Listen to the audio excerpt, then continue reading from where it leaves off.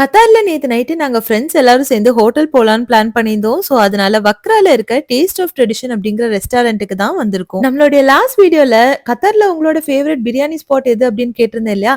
நேத்து இவங்களுடைய சிக்னேச்சர் ஆம்பூர் பிரியாணி சாப்பிட்டதுக்கு அப்புறமா கத்தார்ல one of the favourite biryani ஸ்பாட்டா இப்போ டேஸ்ட் ஆஃப் ட்ரெடிஷனும் எனக்கு ஆட் ஆயிருக்கு. ஸோ உள்ள போய் செட்டில் ஆனதும் ஃபர்ஸ்ட் நாங்க ட்ரை பண்ணது ஹனி தோசை, நியூட்ரெல்லா தோசை அண்ட் மசாலா தோசை. இது போக அவங்க கிட்ட 120 வெரைட்டிஸ் ஆஃப் தோசை வந்து அவைலபிளா இருக்கு. கிட்ஸ் எல்லாருக்குமே ரொம்ப ரொம்ப பிடிச்சு என்ஜாய் பண்ணி சாப்பிட்டாங்க. நெக்ஸ்ட் நாங்க ட்ரை பண்ணது இவங்களோட சிக்னேச்சர் டிஷ்ஷான Ambur biryani. Chicken and mutton ரெண்டுமே வந்து ட்ரை பண்ணோம். எனக்கு ரொம்பவே சாட்டிஸ்ஃபைங்கா ஃபுல்ஃபில்டா இருந்தது. நம்ம ஊர்ல இருந்து கத்தார் வந்துட்டேன் அப்படின்னா நான் மிஸ் பண்ற one of the important thing வந்து அங்க கிடைக்கிற அந்த ஒரு ஃபிளேவர்ஃபுல்லான பிரியாணி தான். இப்ப அது கத்தார்ல சாப்பிட முடியும் அப்படின்னு நினைக்கும் போது நிஜமாவே ஹாப்பி தான். அடுத்ததா என்னுடைய பர்சனல் ஃபேவரட்டான இந்த சிக்கன் பக்கோடா. வெளியில நல்லா கிறிஸ்பியா மொறு மொறுன்னு, உள்ள நல்லா சாஃப்டா எனக்கு ரொம்பவே பிடிச்சிருந்தது.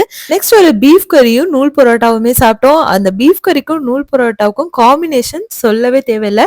ஸோ எல்லாமே சாப்பிட்டு முடிச்சதுக்கு அப்புறமா நல்லா சுட சுட ஒரு பிரெட் அல்வா, முடிச்சதுக்கு அப்புறமா ஒரு ஃபில்டர் காஃபி எல்லாமே முடிச்சிட்டு கடகடன்னு ஒரு 4 போட்டோ எடுத்துட்டு நாங்க அங்க இருந்து கிளம்பிட்டோம். லொகேஷன் வக்ரால ரீட்டைல் மார்க்கெட்டுக்கு ஆப்போசிட்ல இருக்க டேஸ்ட் ஆஃப் ட்ரெடிஷன். கண்டிப்பா ட்ரை பண்ணி பாருங்க, உங்களுக்கும் ரொம்பவே பிடிக்கும்.